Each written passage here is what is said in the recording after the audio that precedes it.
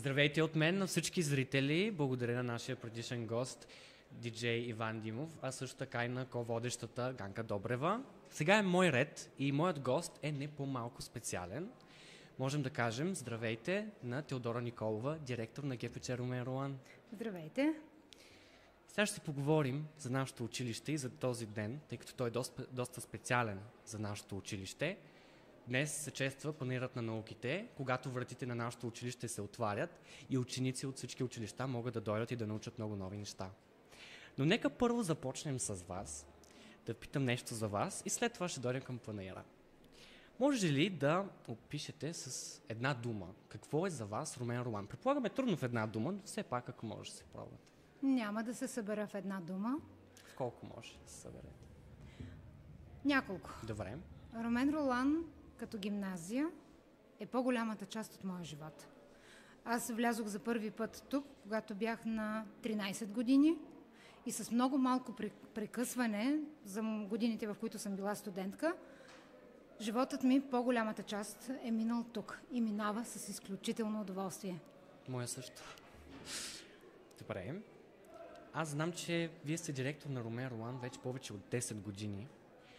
Може ли да кажете накратко за едно от по-важните неща, които са претърпяли училището заедно с вас? Каква промяна забелязахте през тези години, която се е запомнила? Ами всъщност, моето водещо правило винаги е било аз да спазвам традициите. Смятам, че те са изключително важни. Традициите, които има училището, трябва да се следват в годините. Въпреки променените поколения, въпреки различните нагласи и на ученици, и на учители, стараем се, както знаете, девизът на нашето училище е традиции, новаторство и професионализъм. В този смисъл се стараем да бъдем иноватори. Това е неизбежно, това е изискуемо от самия живот. Да. Налага се. Много са нещата, всъщност, които са се променили, предполагам, аз няма как да ги определя като такива, защото той живота ни води. Учениците са търсещи, ние се стараем да отговаряме на техните очаквания и за това неусетно, може би, се променят някои неща. Нямам такива амбиции да бъда някой, който е променил нещо и с това да бъде запомнен. Напротив, смятам, че трябва, ако се променяме, това да бъде всеки ден, човек да е адекватен на заобикалящата го среда, на хората, с които общува. И с гордост мога да кажа, че мисля, че го постигаме. За тези повече от 10 години, в които съм директор, сме запазили най-доброто, което имаме, унаследено в годините като традиции. Променихме някои неща, някои бяхме длъжни да променим. Мисля, че учениците най-добре могат да кажат кое биха запомнили. Аз не зная кое е най-запомнящото се. Всъщност стигаме до един добър извод и това е, че поколенията и учениците в сградата се променят, но традициите и целостта се запазват. Можем ли да обобщим нещата по този начин? Да, разбира се. Добре. Оставаме си Румен Роланов, си пазим духа. Това е много добър и важен извод. Сега вече може да се прехвърлим към днешния ден, Панаира на науките. Дали може да разкажем накратко за него и как това обогатява нашето училище? И с какво е полезно на учениците? Аз ще си позволя да направя допълнение. Панаира на науките и изкуствата. Не на последно място. Нарочно сме го кръстили така. В момента ние двамата с теб правим изкуство. Така ли е? Абсолютно. На мен ми е за първи път, признавам се. И на мен. Дано не ни личи. Много. В този смисъл, Панаира на науките и изкуствата, какво да кажем за него? Вие сте, откакто сте в училището, той съществува. Кога е бил за първи път направен? Да. При предишния директор. Аха. При предишния директор, това, доколкото аз зная, е идея, аз тогава бях учител по френски език, това е идея на учениците. Някъде в много по-малък мащаб и с малко по-различна идея, те са присъствали на нещо такова, доколкото зная, в Севлиево.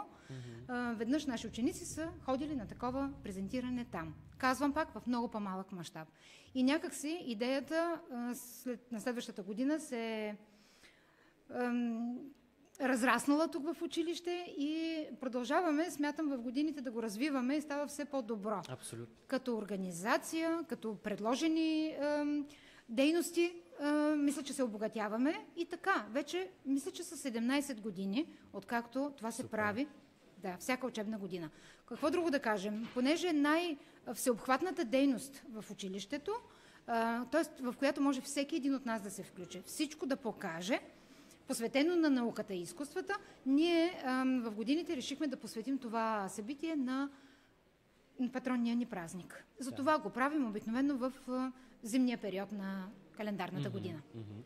Ако има ученици, които сега ни гледат на живо и се чуят дали да дойдат и да посетят Румен Ролан днес, какво ще им кажете? Защо да го направят? Че много ще изпуснат, ако не дойдат. Абсолютно. Аз си признавам, че имах няколко обаждания по телефона от родители на бъдещи седмокласници, които ме попитаха дали имаме ден на отворените врати.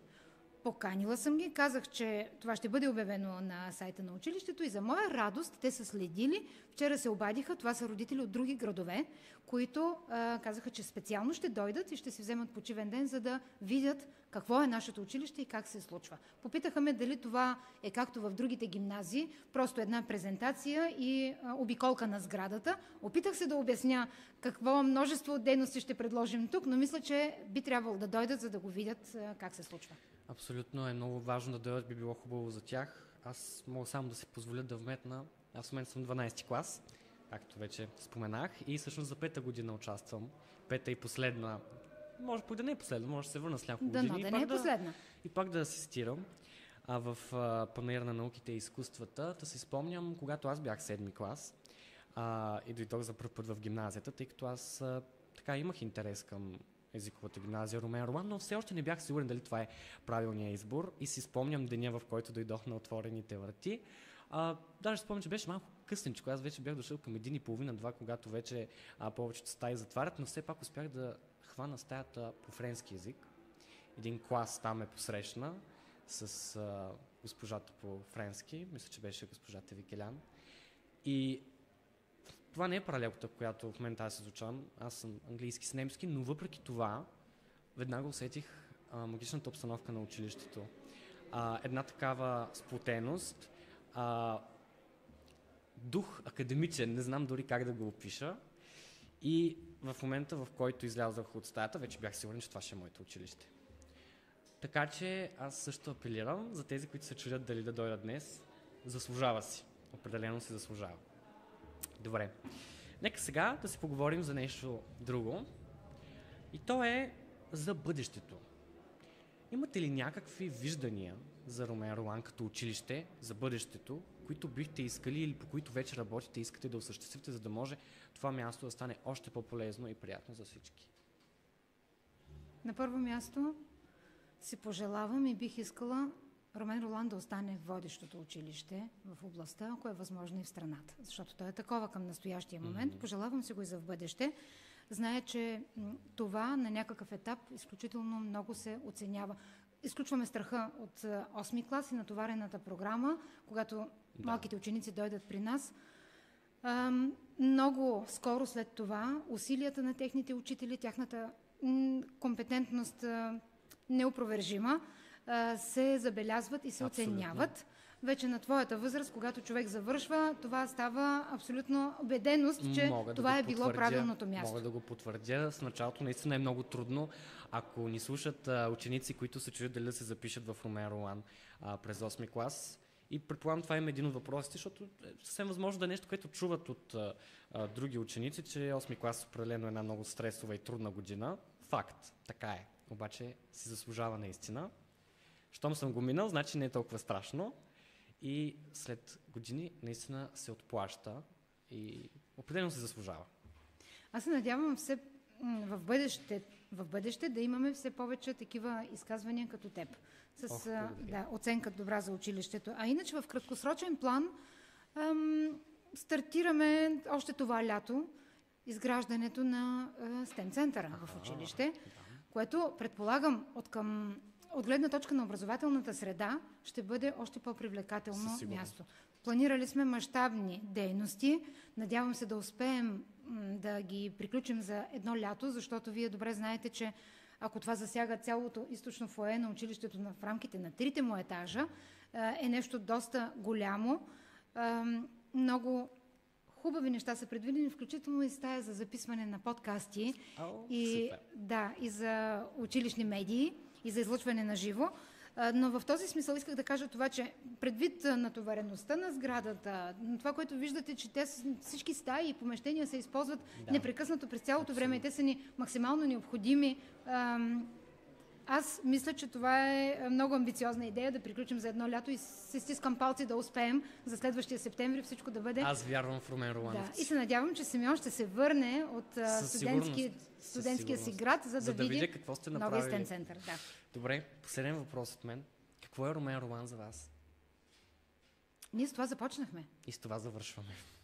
Първоначално беше поставено по малко по-различен начин. Това да сте директор. А сега ви питам като цяло, какво е гимназията за вас?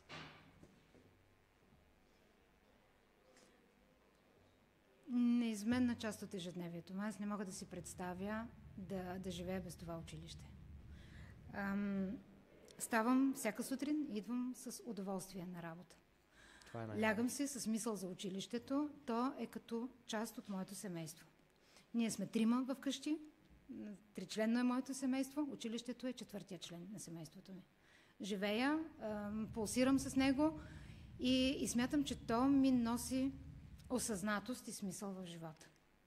Благодаря. Аз сещам, че вашите думи са искрени и мисля, че това е най-ценното, което може да чуем от един директор на училище, особено когато е от моето училище.